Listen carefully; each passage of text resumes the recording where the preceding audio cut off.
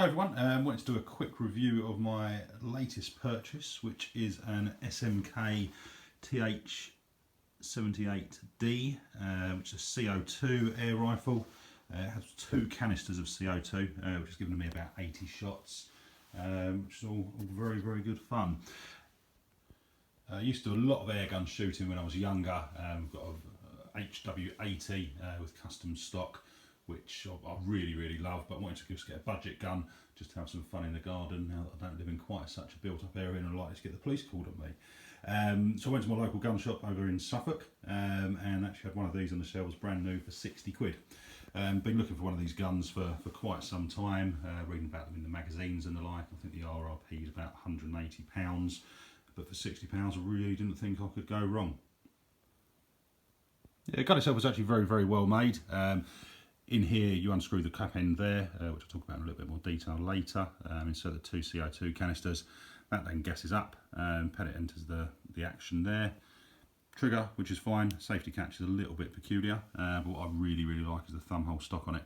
It's actually a great fit as well. The thing I'm not too keen on is a rather funky looking little full sight there. It's actually very, very effective when you were to look down the barrel. But yeah, I actually really like it, and for the money, as I said before, you just really can't go wrong. Yeah, like I said, the sight itself I think looks really quite naff, but it's actually very, very effective as open sights go. Strangely, with the gun, I've tried zeroing it numerous ways, and no matter what I do to it, it shoots 2 inches high. However, knowing that, it's something I can certainly allow for. I've ordered another, yet again, budget scope off of eBay, which was about 15 quid. Which should be arriving later on today, so I'll post a review and let you know when that's on the rifle and how it goes from there. The action itself is actually very, very straightforward. Again, it actually feels like a proper gun. To load it, you just pull the bolt back there, put your pellet into that, and push it forward. Needs a little bit more work at the bottom end there. Clip it back down, and then you can pull the trigger, obviously, as and when you're ready. I say the safety is not automatic. It's actually quite fiddly. Obviously, if you're a safe shooter, that'll be fine. That's in the safe position, and then to push it forward into the firing position. And the biggest drawback I've found to the gun so far, it's not really a huge issue. The CO2, as I've mentioned, goes into here. You put 2 cans in there, and that gave me 80 shots last time. I found that the seal, I've used up 2 cans already, the seal in here actually went, for some bizarre reason it seems to swell up, so it actually made that quite difficult to undo. Since then, bought off of eBay for about £2.50, 3 replacement seals, which are supposed to be better condition, or stronger.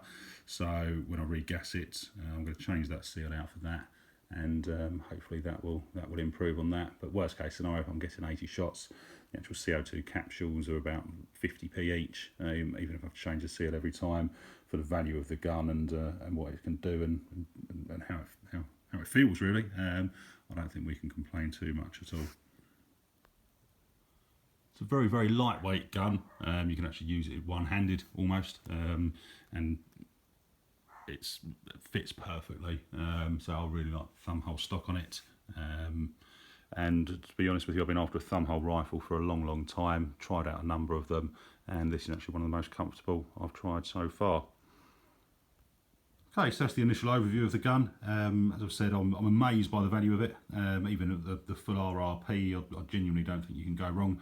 There are some tuning kits which, if I decide to and start using the gun more, I will probably look into. They apparently bring it up to 12 foot-pounds, which is then going to make for quite an impressive gun.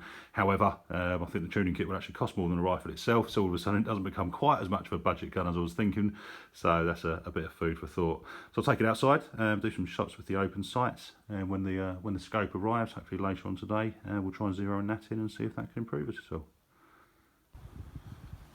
Okay, so as you can see and probably hear, the weather's far from ideal today, with drizzle and fairly strong wind. So let's just reel off a couple of shots with the open sight against the coke can a little bit in the distance. Obviously very, very important, need to have a safe backdrop behind that. So a mound of turf that we dug up last year will suffice today.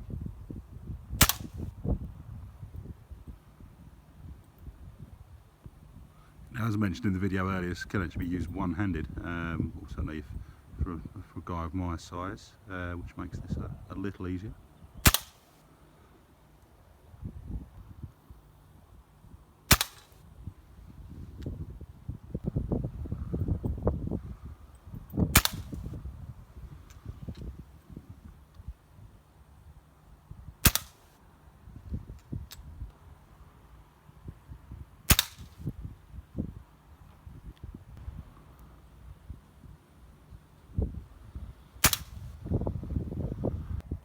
Okay, let's try that from a little bit further back. Again, one-handed.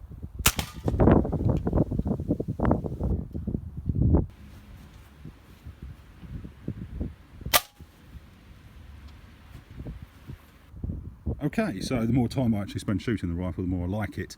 So I'm going to take it inside now and dry it off from the drizzle. And the scope's just arrived as well, so I'll unpack that and maybe do a separate video on fitting that onto the rifle and seeing how that improves it, or hopefully holds a better zero. I do hope you enjoyed the video, and I'll be uploading some more in the very near future.